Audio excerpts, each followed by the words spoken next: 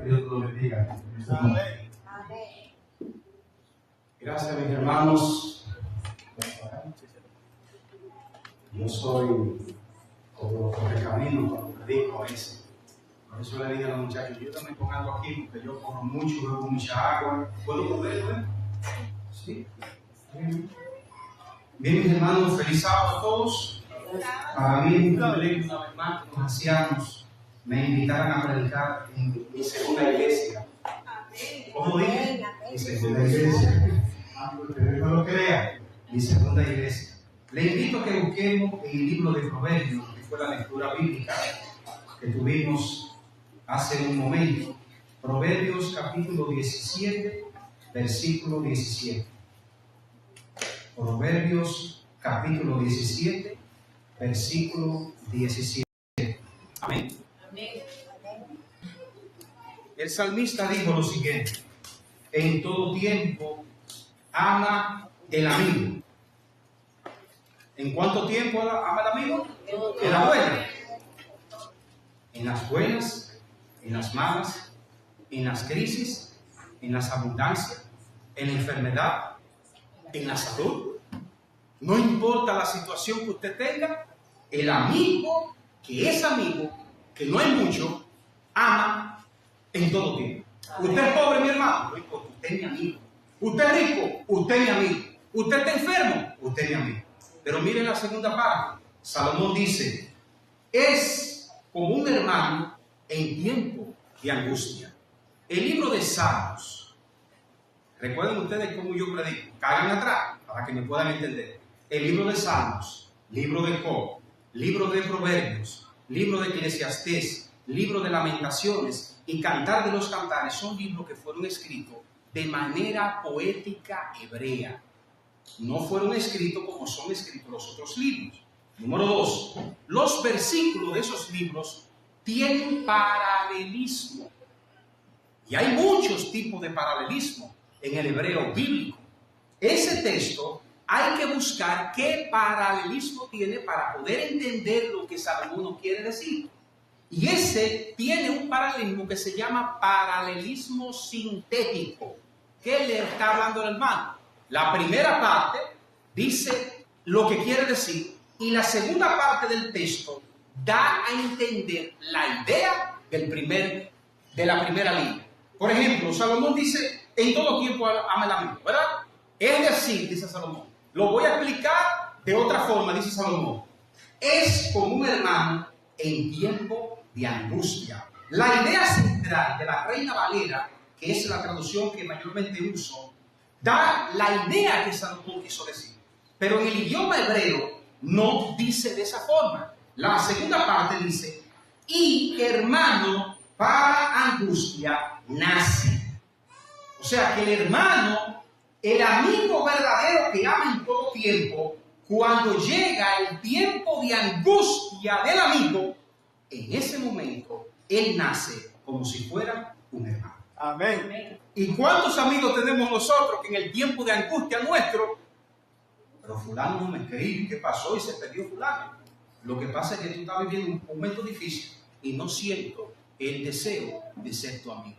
Pero Salomón dice que la verdadera amistad es aquella que ama en todo tiempo y en los momentos más difíciles es como un hermano. Es decir, no solamente un amigo, sino más que un amigo. ¿Están entendiendo? Por esa razón, en esta mañana he titulado el tema, ¿cómo dice ahí? La palabra clave, recuerden cómo son. La palabra amarilla o las palabras. Ahí ya dice, amigo fiel. Pero el título es el amigo fiel. Me gustaría que mantengan ese título en mente durante el tema de esta mañana para que me puedan entender. ¿Estamos listos? Váyase a Daniel capítulo 5 y deje la Biblia abierta ahí. Daniel capítulo 5. Y la vamos a dejar abierta en esa parte. Daniel capítulo 5. Y vamos a orar antes de continuar. Querido Señor, muchas gracias. Aquí tengo tu santa y divina palabra en mis manos.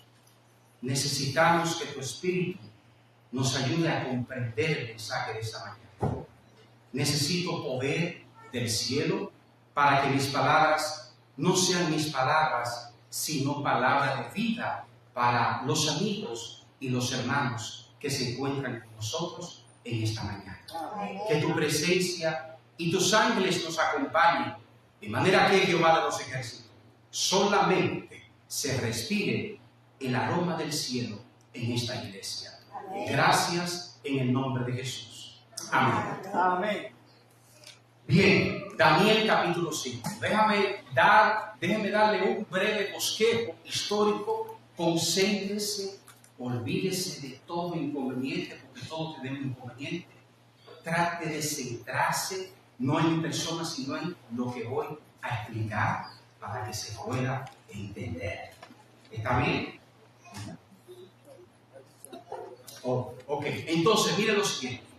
Le presento un mapa aquí, donde muestra que en el año 605, el rey de Babilonia, ¿cómo dice ahí? Nabopolassar, el rey de Babilonia, envía a su hijo príncipe a las tierras de Carquemis, donde está la flechita allá arriba. Cuando este príncipe vence a los egipcios en Carquemis, él baja al sur, porque su misión era conquistar toda esa tierra, y sitia la ciudad de Jerusalén, la conquista, y cuando logra entrar este príncipe con todos sus generales, todo su ejército, le dice al rey: oye, manso, yo soy y mi padre somos los que mandamos aquí. Así que búscame a los jóvenes mejores, los riquitos, en mi país decimos los riquitos, los que tienen dinero, a los hijos de ustedes, los más inteligentes, los más bonitos de físico, los que sean más jóvenes. Número 2, búsqueme los príncipes, búsqueme la gente que trabaje mejor, carpintería, herrería, búsqueme los mejores y reúnanlo aquí. Ahora mismo dijo ese príncipe. Comenzaron el pueblo de Jerusalén asustado con este príncipe a buscar a la gente, y dijo después al sumo sacerdote, le dice: búscame en tu templo los mejores vasos y los mejores utensilios que ustedes usan para su Dios. Y lo quiero ver aquí. Perdón que vemos mucha agua. Entonces, ¿qué sucede? Cuando están reuniéndole eso a este príncipe, llega un mensajero de Babilonia. Miren dónde estaba Babilonia. ¿Están viendo dónde estaba Babilonia? Y Jerusalén estaba para acá. Le dice ese joven: Señor, tu padre ha fallecido. Dijo: ¿que papi murió? Le decimos en dominicano. No, pues espérate. El príncipe, dice la historia, que le da a entender a sus generales: óigame lo que le voy a decir. Terminen de reunir lo que van a reunir y llévense a todo el mundo y váyanse por el camino principal, que yo tengo que irme por el camino más cerca, porque papi murió. ¿Por qué se fue rápido? Porque en esos tiempos había mucha traición y podían robarle el trono, porque él era el príncipe heredero al trono. Dentro de esos cautivos, ¿quién se hallaba ahí? Daniel, por eso tengo el nombre ahí. Daniel, con apenas alrededor de 18 años de edad. Ahí estaba el profeta Daniel, que en ese momento no era profeta. Bueno, se fueron. Cuando ellos llegan a la ciudad de Babilonia, se encontraba ya que el príncipe se ha convertido en el nuevo rey, Nabucodonosor II, y fue el mejor rey que tuvo ese imperio. Ese imperio duró casi 70 años gobernando, y solo él gobernó 43, más de la mitad. Y después de ahí hubo 5 más que fueron un desastre, hasta que el imperio desapareció. Entonces, ¿qué sucede? En ese momento que Nabucodonosor se convierte en el nuevo amo del mundo conocido, porque devastó a todas las naciones de alrededor y se convirtió en el rey, él dijo: bueno, como ya yo estoy tranquilo, voy a comenzar y voy a reconstruir mi ciudad, la ciudad de Babilonia. Vean ustedes, por ejemplo, déjame ver dónde está este puntero. ¿Cuál es el puntero? ¿No saben cuál es el puntero? Ok, sí, miren aquí les presento esa primera imagen. Es la antigua ciudad de Babilonia. Era la ciudad más lujosa que había en esos años. Esta parte en tierra no existía. Esa parte izquierda la construyó Nabucodonosor. Puso oro en todos los lugares de su ciudad. En alrededor de la ciudad había muros de aproximadamente 30 metros de grosor. O sea, que era un grosor que era imposible, humanamente hablando, entrar a la ciudad.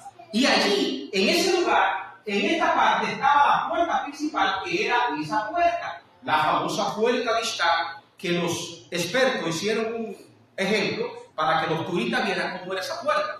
También en esa ciudad, el rey Nabucodonosor construyó la Exagina, es ese perímetro que ustedes ven aquí, que se llamaba la Exagina, donde en esas habitaciones que ustedes ven abajo se encontraban todos los tesoros que Nabucodonosor se había llevado a Babilonia. Y dentro de esa Exagina se encontraba el templo torre, o la torre templo, llamada la Etenenanki. Eso era como el templo central del dios Marduk, porque Marduk era el dios más grande de Babilonia. Y allí donde ustedes ven esa partecita azul arriba, era el templo donde el rey y los sumos sacerdotes de la religión caldea de Babilonia subían a rendirle culto a este falso dios conocido como Marduk. ¿Qué sucede? ¿Por qué Rafael nos está dando esto? Para que veamos el impacto que tuvo este imperio con este rey. Años más tarde, en las tribus de Persia, ustedes ven abajo que dice Persia, surge un rey conocido como Ciro II el Grande, se le dijo después. Este rey, según la historia de Genofonte, porque en la antigüedad hubo dos historiadores, Heródoto y Genofonte. Pero lamentablemente, los que no creen que el libro de Daniel es inspirado, ellos creen más en Heródoto. Pero Heródoto, cuando escribió la historia, dijo, le voy a decir una cosa, cuando comenzó a escribir Heródoto. Miren, le voy a decir una cosa. Hay 4 versiones, yo voy a decir una de las 4. ¿Usted va a creer en ese hombre? Ayuda. Pero Genofonte escribió seguro de lo que escribía, y la arqueología ha comprobado que la historia de Genofonte da más en el claro y coincide más con lo que el profeta Daniel dijo en su libro. Por eso voy a contar la versión de Genofonte. Dice Genofonte que Ciro hizo un trato con Siahares II. Se unieron los dos países, los persas y los medios, con el objetivo de destruir al imperio de Babilonia durante los años 549 hasta el 539. Recuerden que los años antes de Cristo se contaban hacia atrás, no es como ahora. Estamos en el 2025, no, antes era para atrás. ¿Están entendiendo? Entonces, durante ese tiempo, Ciro II y Siahares II, rey de los Medos, hicieron una confederación entre las dos naciones y dijeron, cuando nos sintamos seguros, vamos a ir por Babilonia y le vamos a coger todas las tierras que tiene Babilonia. Y se le acerca un gobernador llamado Grogias, según Genofonte, recuerden que estoy citando la historia de Genofonte, y le dice a Ciro, óyeme una cosa, Ciro, tengo una idea. Y la idea que le dio este señor fue una profecía que Isaías predijo 160 años antes aproximadamente. Isaías dijo que cuando Babilonia sea conquistada, el río Éufrates se iba a secar y los ejércitos de Ciro iban a entrar. Más de 150 años Dios había predicho eso. Y le dice Gobrías, oye, tengo una idea. ¿Sabe cómo podemos entrar sin pelear? Y agarrarlo, como decimos en Dominicana, a mano, asaltarlo. ¿Qué tú quieres ahora? Vamos a desviar el río. Y el río nos va a dar la oportunidad de poder hacer un túnel, porque era imposible humanamente entrar a Babilonia con esos muros de 30 metros, y eran 2. ¡Oh, buena idea! Recuerden que estoy parafraseando para darle estilo a la historia. ¿Bien? Entonces, ¿qué quiere decir? Estos individuos, en el año 539, como ustedes pueden ver en esa ciudad, ese río era el río Éufrates, que dividía la ciudad de Babilonia, la nueva ciudad y la antigua ciudad. Esas personas comienzan, yo no me pregunten cómo, fue una profecía, y Genofonte y más cosas que le explicaré más tarde lo testifica que fue así. ¿Cómo lo hicieron que no se dieron cuenta? Dice Genofonte que hubo sacerdotes que se le revelaron al rey de Babilonia y ayudaron al ejército de Ciro a hacer ese túnel que la gente no se diera cuenta. ¿Cómo? No sé, no me pregunten. Pero ahí le dije la idea. ¿Verdad que sí? ¿Estamos claros? ¿Puedo seguir? ¿Están entendiendo?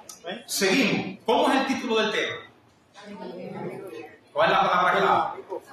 Amigo fiel. No se me olvide del título, porque estamos hablando de amistad en el día de hoy.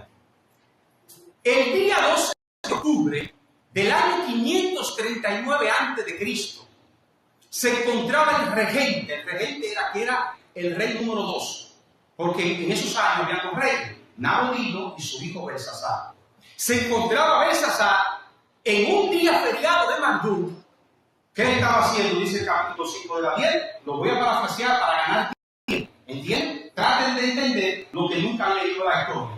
Este hombre se pone a beber vino con 1000 de sus príncipes. Vamos, tráiganme todas las concubinas. El harén completo de mujeres. Tráiganme aquí. Vengan todos, vamos a beber. Que hoy es día de Marduk. Hay que celebrar. ¿Y quién estaba haciendo? El ejército de sí. Pero yo no lo sabía. Y está el hombre tomando alcohol. Vino fermentado. Se llama eso, ¿verdad? Están ebrios.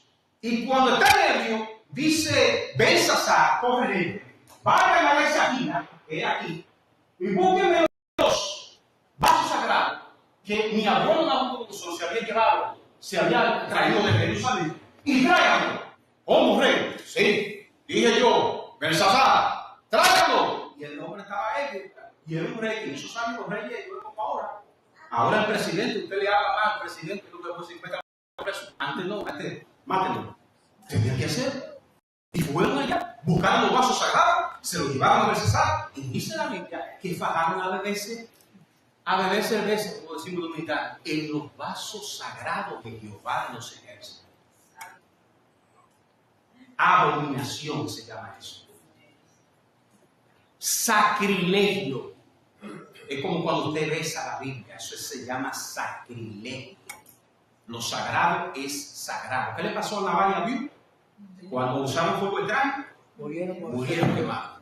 Con lo de Dios, nunca juegue. Y de un pronto aparece una mano ahí. No coge el video. Oh, se nos falló el video. Yo le tenía un videito ahí precioso a ustedes.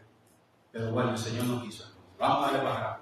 Ese video yo presentaba como una mano misteriosamente sale esa mano y escribe 4 palabras extrañas al rey. Y váyase entonces, como el video lo sabe, vamos a la Biblia, al versículo 25. Daniel capítulo 5, versículo 25. Daniel 5, 25. Y la escritura que trazó, porque recuerden, esa escritura nadie sabía leer. Llegaron los magos, los sabios, lean esto, y el que me manda leer la escritura, le voy a hacer tercer rey del imperio. Y nadie supo. Buscaron al profeta Daniel, que ya era un anciano de más de 80 años de edad, y Daniel llega y le dice, bueno, rey, yo tuve esta cosa, y perdona. ¿Tú sabes por qué te pasó eso? Y le da la sentencia, que usted en su casa lo puede leer. Y cuando le da la sentencia, le dice al profeta, esa mano salió de Dios, del único Dios viviente, y dice lo siguiente, primero la Biblia, y dice, ahí dice, Mené, Tekel, Uparsin.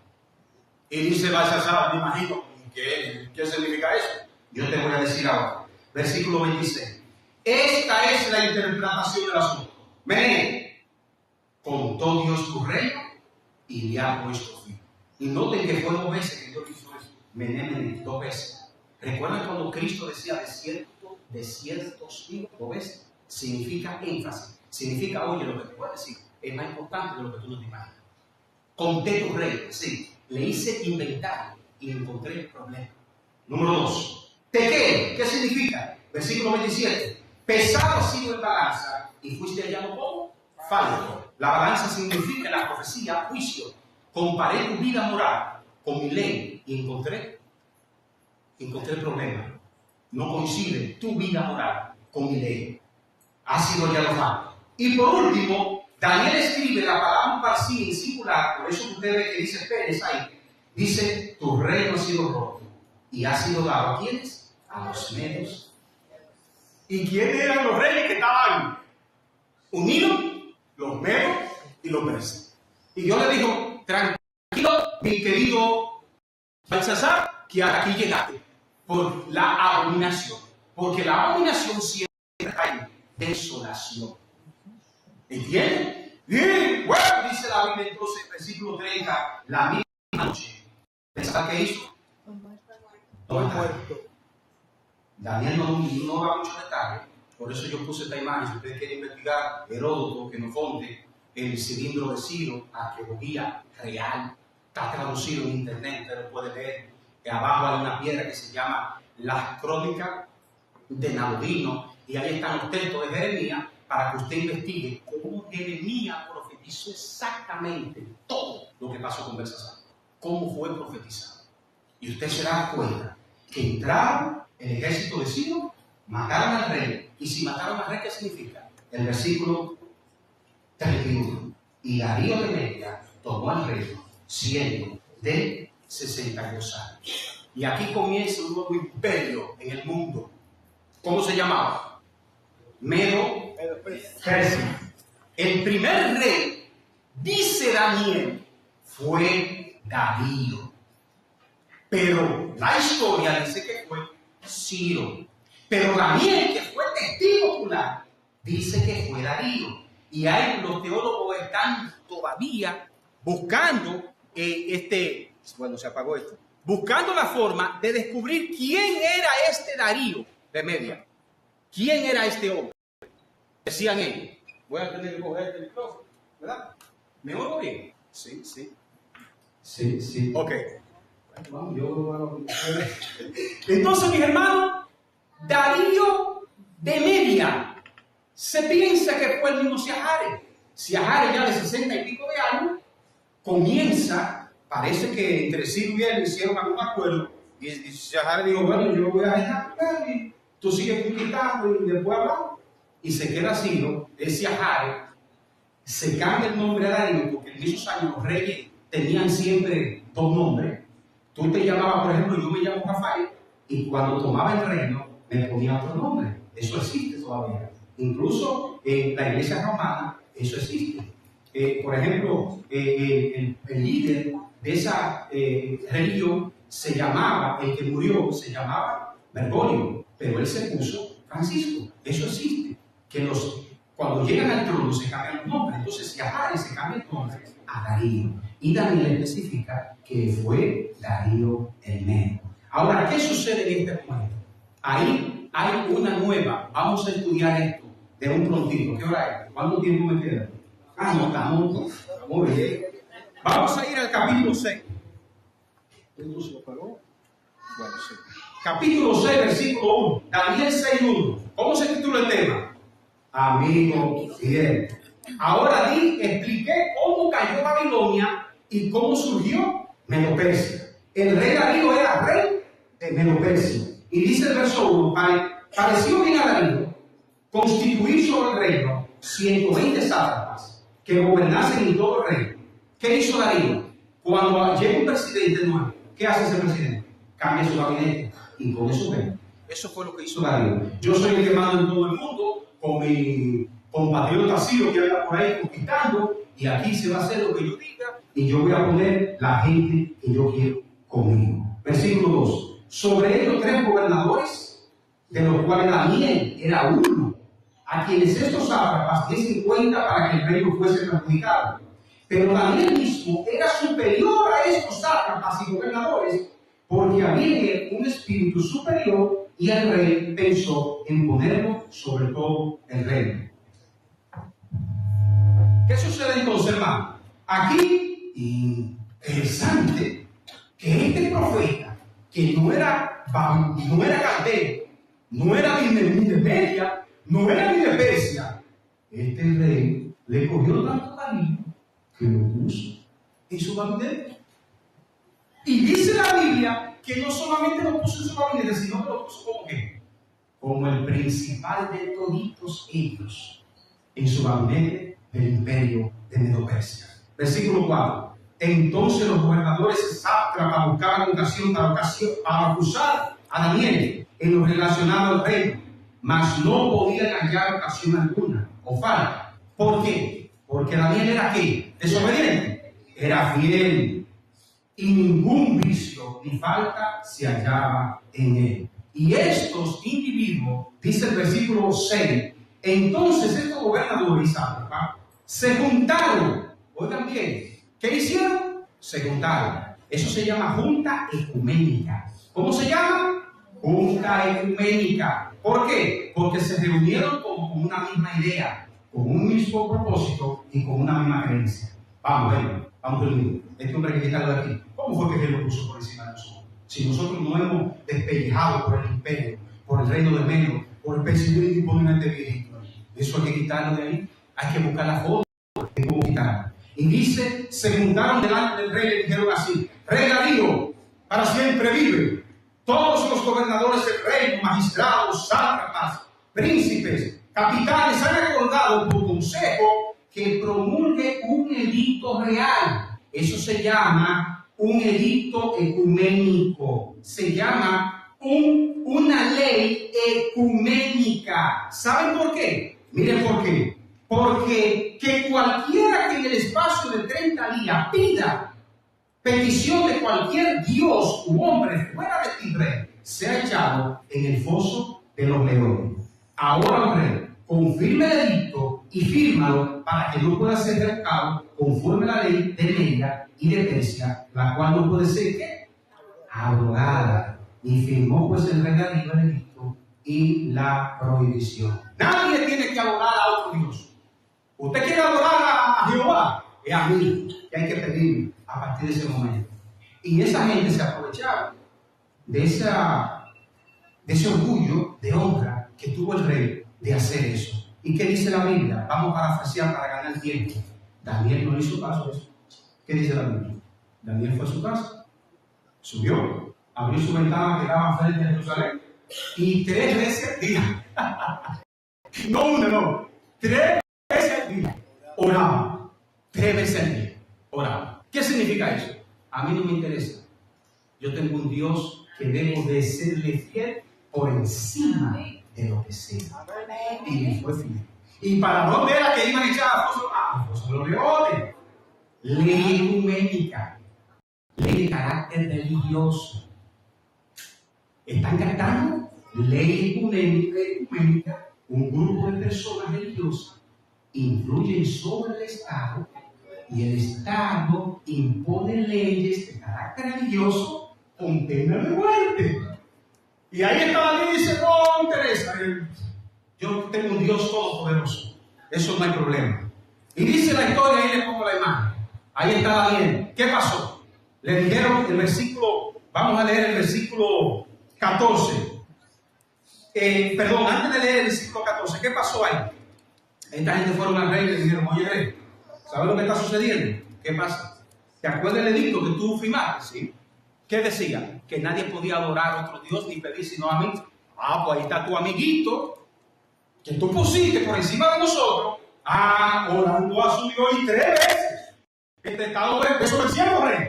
¿Qué tú vas a hacer con ese hombre? Acuérdate, él heredó Persia. Y dice el versículo 14: cuando el rey oyó el asunto, le pesó. Digo, ¿qué fue lo que hice? Esta gente le... Déjame ver, porque hablo muy dominicano. Y a veces hay palabras que con otras naciones son medias. Le pusieron un daño al hombre. Y el rey se dio cuenta: no, pues ya yo sé. Ya esta gente me engañaron a mí. Y dice el rey que le pesó de una manera y resolvió librar a Daniel hasta la puesta del sol. Trabajó para librarlo, pero lamentablemente le hicieron un ciclo. Oye, rey, es ley de 2 pesos. No se puede, ya está ahí. Así que, ¿qué es lo que le espera a tu amiguito? Foso de los leones. Con mucha tristeza el rey llegó a Daniel y le dijo: perdóname, me engañaron, no puedo, no hay una forma de cómo librarte, intenté el día entero para librarte, que tu Dios, a quien tú continuamente sirves, y perdone porque eso da emoción, esa fe de Daniel. Si a usted viene de la silla ahora mismo, ¿ustedes son adventistas? Sí. Usted va a decir sí, porque lo están buscando para llevarlo preso, o para yo no sé qué.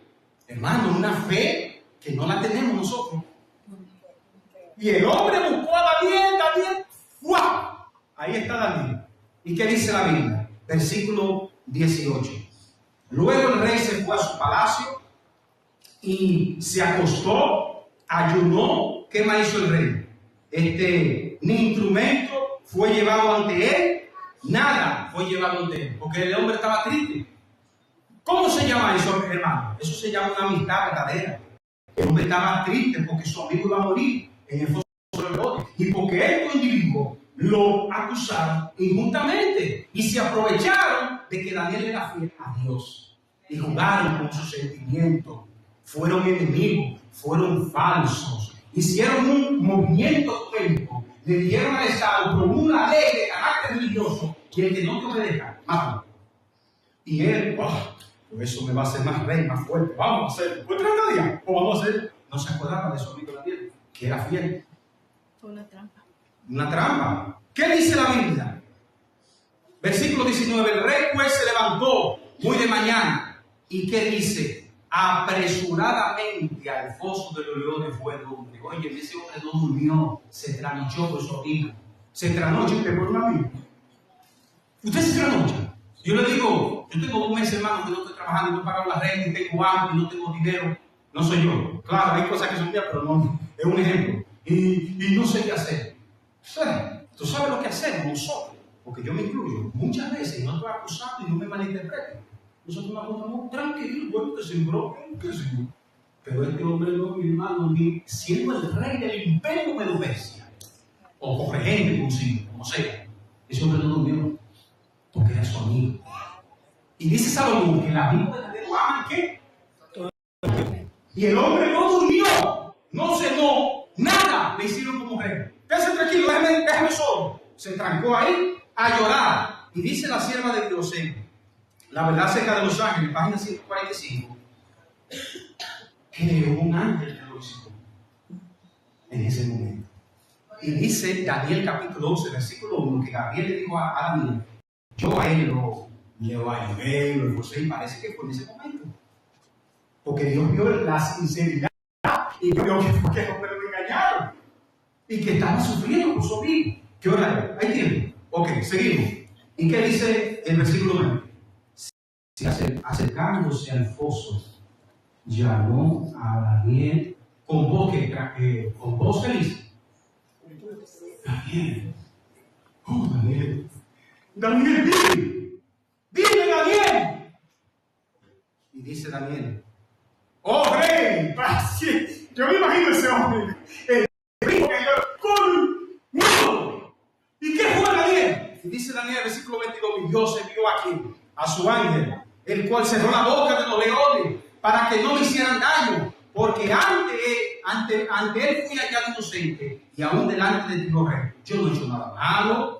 Entonces el rey se alegró grandemente, en gran manera, a causa de Daniel, y mandó a sacar a Daniel del foso, y fue Daniel sacado del foso, y ninguna lesión se halló en él, porque había confiado en quién. Gracias, Señor. Que la Biblia nos da ejemplo de lo que Salomón dijo. ¿Usted tiene amigos? Yo vivo en mi país. Bueno, yo tengo compaisano aquí, la hermanita es dominicana y la hermana es dominicana.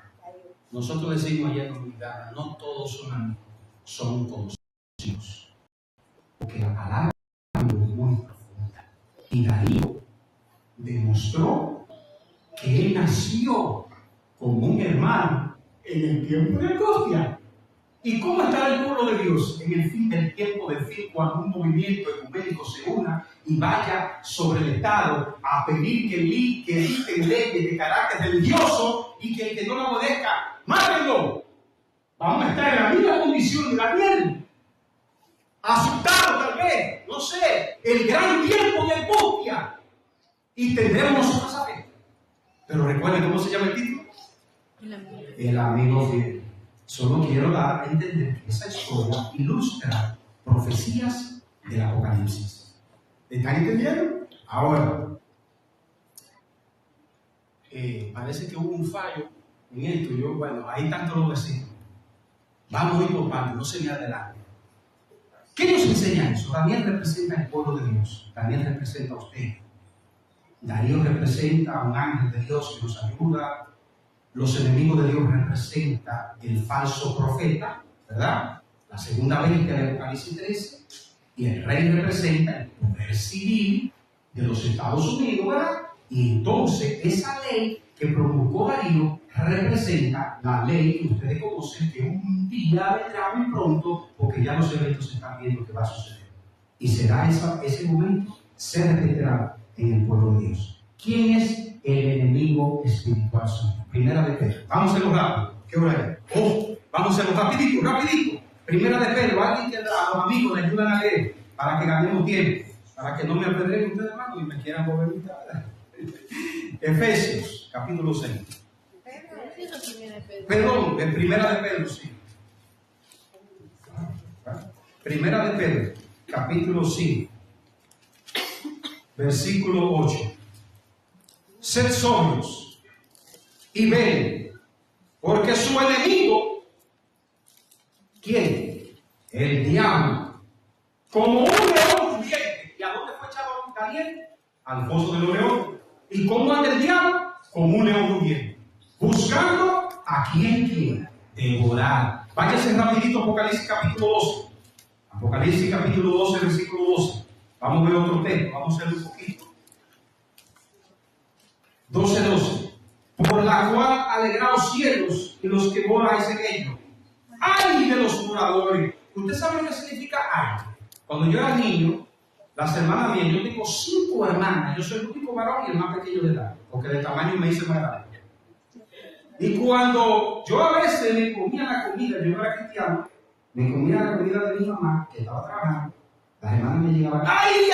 Esa no se llama. ¡Ay! ¿Qué significa ay? Peligro, vea, ¿qué viene por ahí?